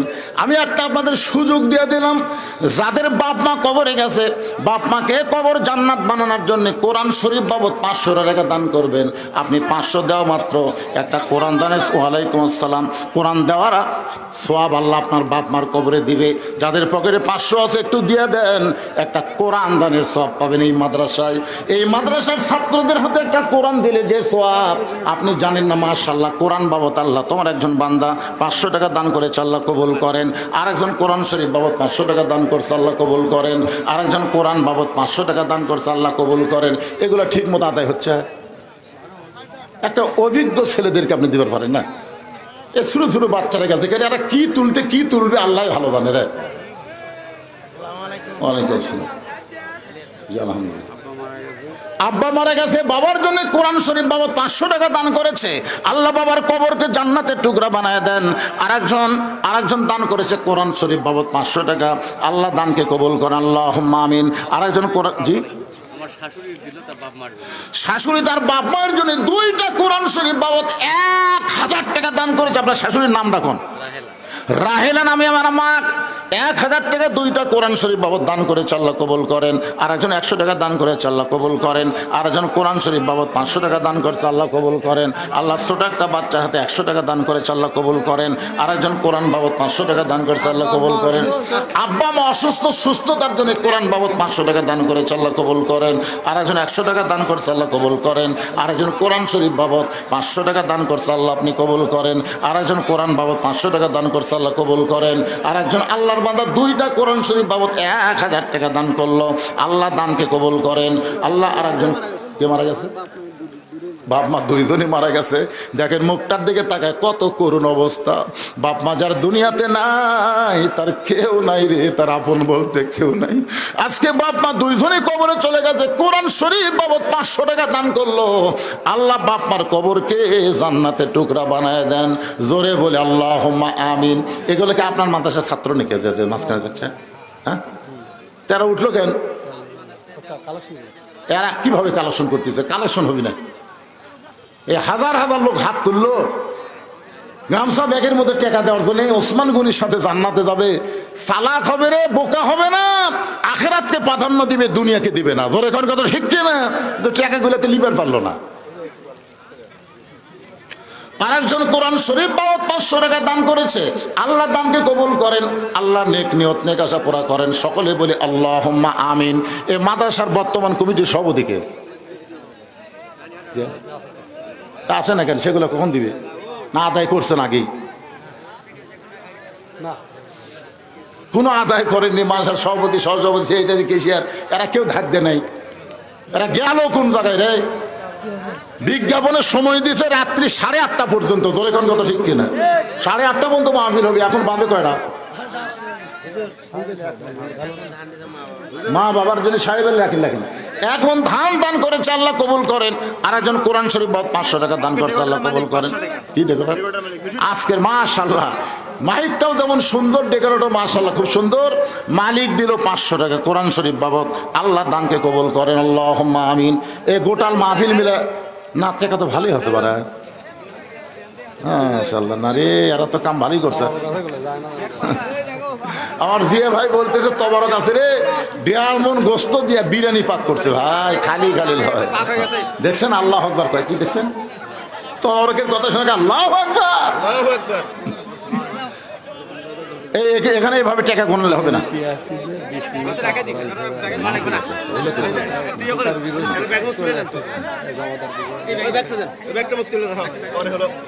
হ্যাঁ সবাই একটু জিকির করেন লা ইলাহা।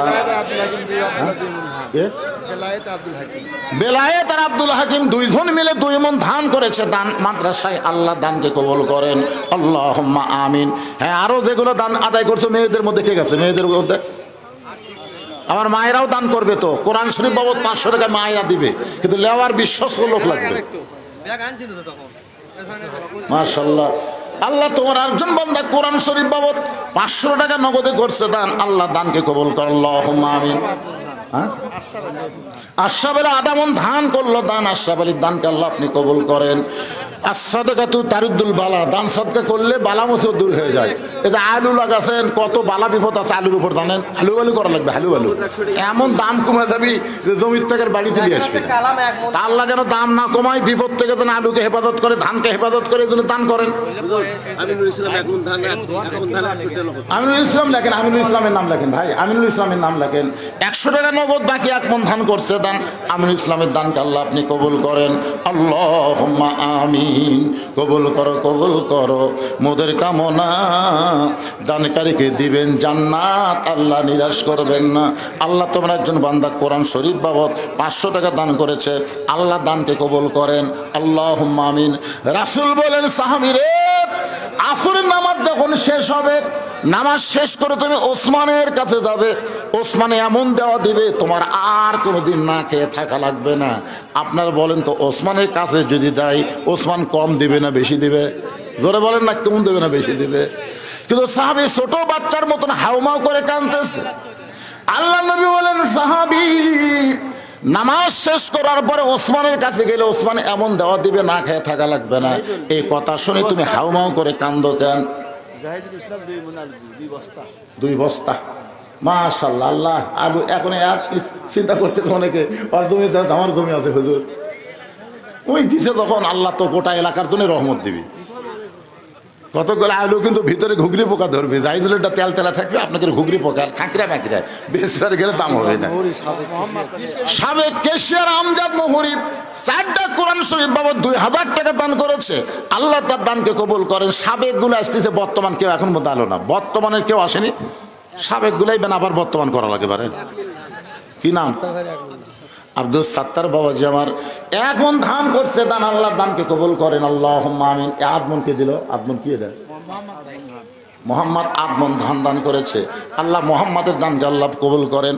রাসূল বললেন সাহাবীরে নামাজ শেষ করে ওসমানের কাছে যাবে। এই কথা শুনে তুমি কান্না শুরু করে দিলে।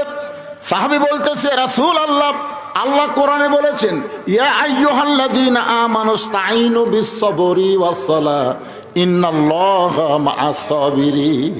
রে ঈমানদারেরা, যদি কিছু পাবার চাও তাহলে ধৈর্য আর নামাজের মাধ্যমে কার কাছে? ওসমানের কাছে না আল্লাহর কাছে? ওসমানের কাছে না আল্লাহর কাছে? চিন্তা করে দেখেন, নবী নবী বলেছে, আর সাহাবী বলতেছে ইয়াকা নাবুদু ওয়া ইয়াকা নাস্তাইন। ওগো আল্লাহর নবী, আমি 3 দিন হলে না খাওয়ার পরেও আমার ধৈর্য এমন বেড়ে গেছে, দরকার হলে আমি না খাইয়ে মরে যাবো, কিন্তু আল্লাহ বাদ দিয়ে আমি ওসমানের কাছে যাব না। কারণ আমি জানি রেজেক দেওয়ার মালিককে। কথা কয় না কেন? চিন্তা করে দেখেন তার নামাজ তাকে কোন পর্যায়ে পৌঁছে দিছে যে দরকার হলে ধৈর্য ধারণ করব আরো। কিন্তু আমার ঈমান বলতেছে আল্লাহ ছাড়া আমি দুনিয়ার কোন ওসমানের কাছে যাব না। মাশাআল্লাহ, ঢাকা মুন্সিগঞ্জের একজন লোক 2টা কোরআন শরীফ বাবদ 1000 টাকা দান করলো। আল্লাহ তার দানকে কবুল করেন, আল্লাহুম্মা আমিন। এবারে বর্তমান খেপিছে রে,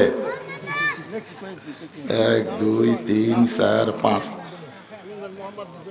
5100 টাকা, 10টা কোরআন শরীফ বাবদ 5100 টাকা দান। আল্লাহ বর্তমান কেশিয়ারের দানকে কবুল করেন, ওসমান গনি রাদিয়াল্লাহর সঙ্গে কবুল করেন, জোরে কোন আমিন। জামাল 1 মণ ধান, মোহাম্মদ 1 মণ ধান দান করছে, আল্লাহ কবুল করেন। আল্লাহ আমাদের মধ্যে বরকত দেন। আল্লাহ আল্লাহ যারাই তোমার নবীর এতিম মাদ্রাসায় দান করতেছে, মাদ্রাসা বন্ধ হয়ে যায়, কেন যে হয় আমি জানি না। দোহার মাদ্রাসা আমি যখন বক্তাই হইনি, যখন বক্তা হয়নি আলপুরা দরবার শরীফ থেকে আমাকে 2-3 নম্বর একবার আমি এমনি আইছিলাম, খালি বক্তা না, সেই পুরানা মাদ্রাসা মাঝে মধ্যে বন্ধ হয় কেন? আরে রাজশাহী থেকে আইছে অসুস্থ বাবার জন্য দোয়া চাইয়া কোরআন শরীফ বাবদ 500 টাকা দান করেছে। আল্লাহ তাআলা বাবাকে পুরোপুরি সুস্থতা দান করেন, জোরে কোন আমিন। জোরে বলে আল্লাহুম্মা আমিন। মুক্তা 1 মণ ধান দান করেছে, আল্লাহ কবুল করেন। সঙ্গে সঙ্গে আল্লাহ নবী বললেন আজকে আসরের নামাজ দেরিতে হবে, আজকে আসরের নামাজ দেরিতে হবে। তার মানে বোঝা গেল ইমাম ইচ্ছা করলে নামাজ 2-4 মিনিট আগেও পড়তে পারবে, দেরিতেও পড়তে পারবে। যেরকম আজকে এখানে কিন্তু এশার নামাজ একটু আগে হচ্ছে, তাই হয়নি ভাইজান? মানে আজান দেওয়ার সাথে সাথে হচ্ছে। তার মানে ইমাম বলছে আজকে নামাজ একটু আগে হবে, আজকে ইমাম বলতেছে আসরের নামাজ একটু দেরিতে হবে।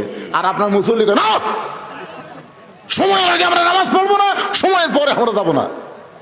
ইমামকে যদি এই কথা কেউ বলে, ফতুয়া বলতেছে সঙ্গে সঙ্গে ওই ইমামের পিছনে তার নামাজ বাতিল হয়ে গেল। কারণ যদি তুমি তাকে ইমাম মানতে, নেতা মানতে, তার মুখের উপর কথা বলার কোনো সুযোগ তোমার থাকতো না।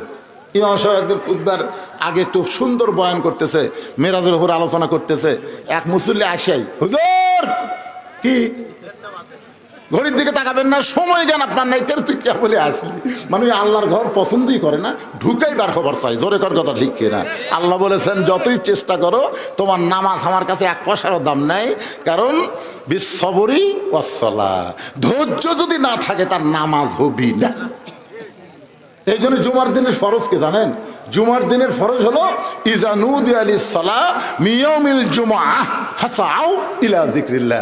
আযান দেওয়ার সাথে সাথে তোমাদেরকে মসজিদে আসতে হবে। হাঁটনটা আস্তে আস্তে হাঁটতে হবে না, জোরে জোরে জোরে জোরে হেঁটে মসজিদে ঢোকা লাগবে। আর তুমি সবার শেষে আসবে, হুজুর ঘড়ি দেখেন। আল্লাহ বলেছে এরা হলো ফাওয়াইলুল লিল মুসাল্লিন, এরা হলো আল্লাহর কাছে ঠাট্টাকারী, নামাজি না। একটু মনোযোগ দিয়ে শুনবেন। রাসূল বললেন আজকে আসরের নামাজ দেরিতে হবে।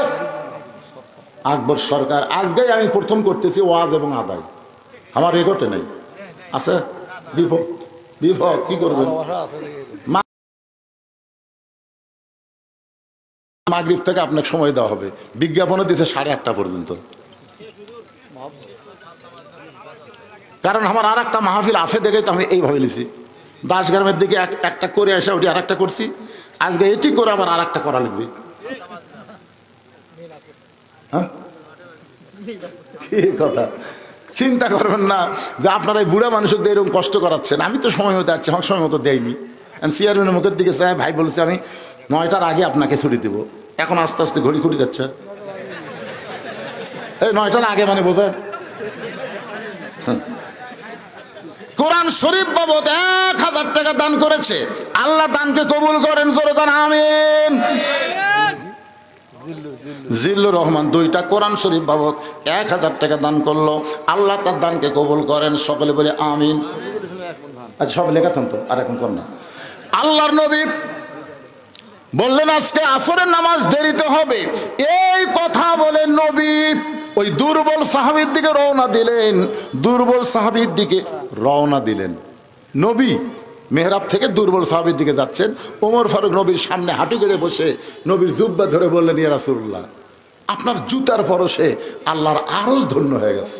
সুবহানাল্লাহ কন না কেন?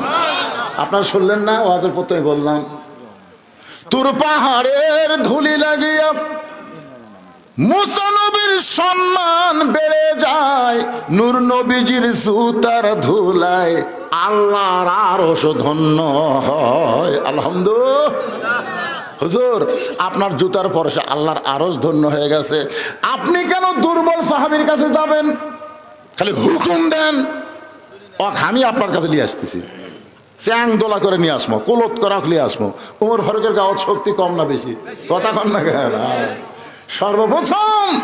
প্রথম তাকবীর দিয়েছে হযরত ওমর। হুজুর ঈমান গ্রহণ করছি, আপনি হত্যা করবেন আসেন, আমার চাইতে বড় সন্ত্রাসী মক্কার জমিনে কেউ নাই, সে যদি কলমা পড়ে নবীর পক্ষে যায় আর আমরা আল্লাহু আকবার ম্যান করে কব না, আজকে কাবার আঙ্গিনে জোরে জোরে স্লোগান হবে। উমর সবার আগে যায় জোরে স্লোগান দিতে, আবু জেহেল উতবা সাইবার পাতলা পায়খানা হচ্ছে, হায় হায় হায় কাক মারার জন্য পাঠালাম, আসে কি করতেছে।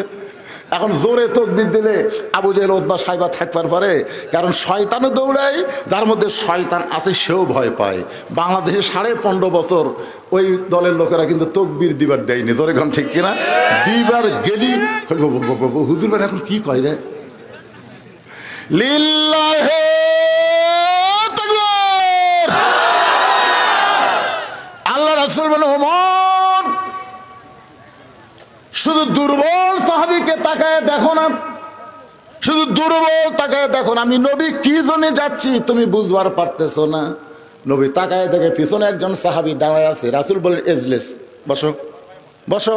সাহাবী বলতে, হুজুর আমি একটা রাখাল সাহাবী, আপনার পিছনে এসে নামাজ পড়তে দেরি হয়ে যায়, কারণ উঠদুম্বা চলাতে চলাতে যে আজান শুনে দৌড় দেই, আসা দেখি মসজিদ ভরে গেছে, বারান্দা ভরে গেছে, এখানে শেষ কাতারে আপনার পিছনে নামাজ পড়লাম। তো আসরের নামাজের পর আপনি যখন কিছু বলতেছিলেন আমি দূরে বসেও শুনবার পাই, কিন্তু আপনার পবিত্র চেহারা ঠিক মতো দেখবার পাই না। এই জন্য হুজুর একটু দাঁড়িয়ে আপনার সোনার চেহারা দেখে আমার কলিজা ভরে যাচ্ছে হুজুর। এই কথা রাখাল যেই বলেছে, রাসূল বলাই তোমার মাঝখানে রাস্তা করে দাও, মাঝখানে রাস্তা করে দাও। সমস্ত সাহাবী নড়ে সরে রাস্তা করে চিন্তা করতেছে আল্লাহর নবী হয়তো রাখালকে বলবেন আয় আয়, কিন্তু নবী রাখালকে না ডাক দিয়ে বরং নবী রাখালের কাছে গিয়ে কপাল একটা চুমু দিয়ে বুকের মধ্যে নিলেন। এই হাদিসটা ইমাম মালিক চয়ন করে বলতেছেন, পৃথিবীর যেখানেই তুমি থাকো না কেন, তুমি যদি নবীর দরুদ বেশি বেশি আমল করো, নবীর সুন্নত আদর্শ যদি গ্রহণ করো, নবীর প্রেম যদি তোমার কলিজার মধ্যে থাকে, তোমাকে মদিনায় যাওয়া লাগবে না, মদিনার নবী তোমার ভাঙ্গা বাড়িতে এসে দেখা দিবে। ওমর দুই চোখ দিয়ে শুধু দুর্বল সাহাবী তাকায় দেখো, একবার নজর করো, ইত্তাকু ফিরাসাতাল মুমিনিনা ফাইন্নাহু ইয়ানজুরু বিনুরিল্লাহ। উমর ফারুক দুই চোখ বন্ধ করে তাকায় দেখে ওই সাহাবীর ভিতরে এমন একটা পাওয়ার, যে পাওয়ারে কাঁপতে কাঁপতে ওমর ফারুক পড়ে গেলেন। সাহাবীরা বলল, ইয়া রাসূলুল্লাহ ওমর ফারুক পড়ে গেল, আমরা কি তার হুঁশ ফেরাবো? রাসূল বলেন, নিজে নিজে হুঁশ ফিরে পাবে।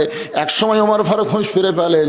রাসূল বলেন, ওমর তোমার মতন শক্তিশালী মানুষ যাকে চ্যাং দোলা করে আমার কাছে নিয়ে আসবার চাইলা, তার দিকে তাকায় তুমি এভাবে কাঁপতে কাঁপতে পড়ে গেলে।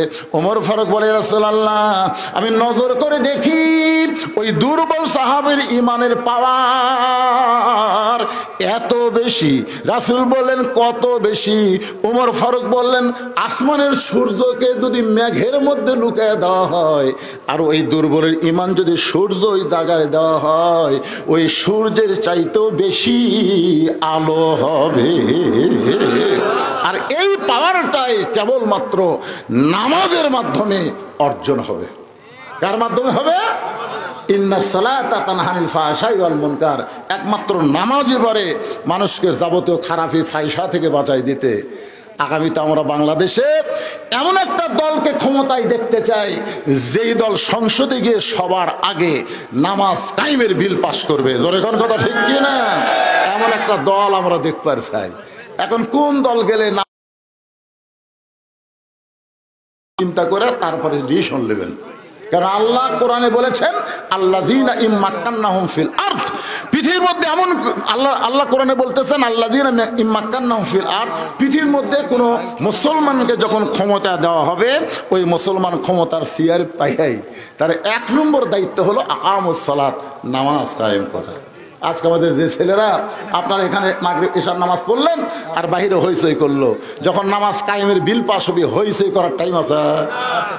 নামাজের জামাত শুরু হচ্ছে, বেড়া ঘুরতেছো, আসা ধরে বুঝলেন, ধরে পাশার কাপড় তুলে 5টা করে যখন চামড়া চাবুক দিয়ে বাড়ি মারবি না, প্রত্যেক বাড়িতে চামড়া কাটা যখন রক্ত বাড়াবি, পাশা লাগবে আর খুবই যেন বলবো না। একটা ছেলে যদি 5 ওয়াক্ত নামাজ পড়ে ওই জীবনেও কোনো মেয়ের দিকে তাকাবি না, তাকাবার গেলেই আল্লাযীনা ইম্মাক্কান, আল্লাহ কোরআনে বলতেছেন যে কুল্লিল মুমিনিনা ইয়াগুদ্দু মিন আবসারিহিম, মুমিন পুরুষ যারা হবে 5 ওয়াক্ত নামাজে হবে, পর নারীর দিকে তারা একবারও তাকাবে না। তাদের ভিতরে এমন ভয় হবে, পরের বউ আমি দেখবো কেন, পরের মেয়ে আমি দেখবো কেন, আমারই তো বউ আছে। যত দেখা লাগবে টাকা থেকে দেখবে, দেখা আর সোয়াব, দেখা আর সোয়াব। নিজের বউ দেখলে সোয়াব, পরের বউ দেখলে পাপ। এই জিনিসটা অন্তরের মধ্যে আল্লাহ তাআলা জাগরণ সৃষ্টি করে দিয়ে। ভাইজান, আমি যতটুকু আলোচনা করতে চাইছিলাম হয়তো ততটুকু পারলাম না, যে সময় নিয়েছিলাম সে সময় আমি পাইলাম না। কি করব, সামনে একটা মাহফিল থাকার কারণে আজকের মতো এখানে আলোচনা শেষ করতেছি। সবাই ইস্তেগফার পড়ে, আস্তাগফিরুল্লাহ রব্বি মিন কুল্লি জামবি ওয়া তুবু ইলাইহি, আস্তাগফিরুল্লাহ রব্বি মিন কুল্লি জামবি ওয়া তুবু ইলাইহি, লা হাওলা ওয়ালা কুওয়াতা ইল্লা বিল্লাহিল আলিয়্যিল আযীম।